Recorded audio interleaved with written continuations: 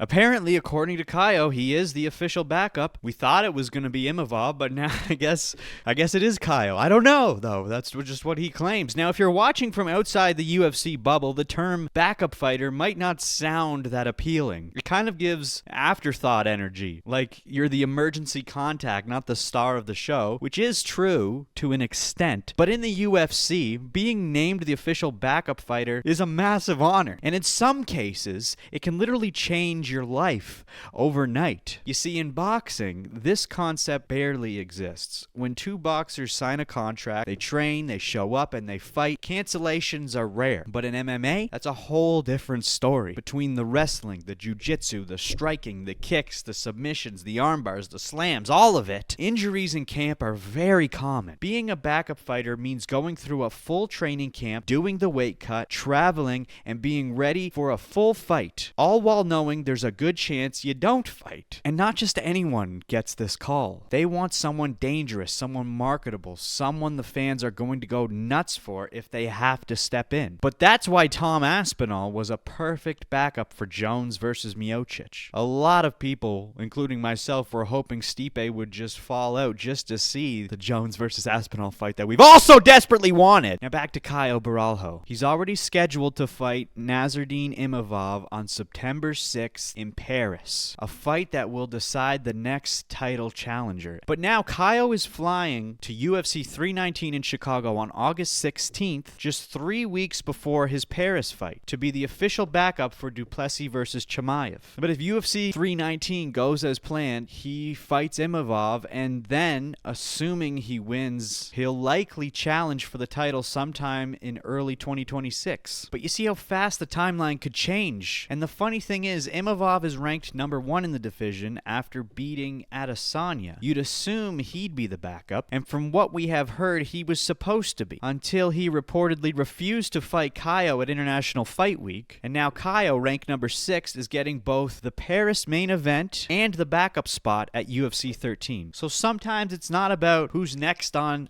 paper, it's about who's available, who's willing, and who's making the biggest noise. There's no guarantee you'll even fight, but if you do, and if you win, that one opportunity can catapult you into fucking stardom, dude. Should backup fighters always get a flat rate pay for showing up, even if they don't end up fighting? And if you were Dana, would you go with the most technically sound fighter or the one with the biggest fan buzz as your backup? Let me know in the comments below, you fucking animal. Watch this full episode of the Dynamite Gizmo podcast by clicking the link in bio.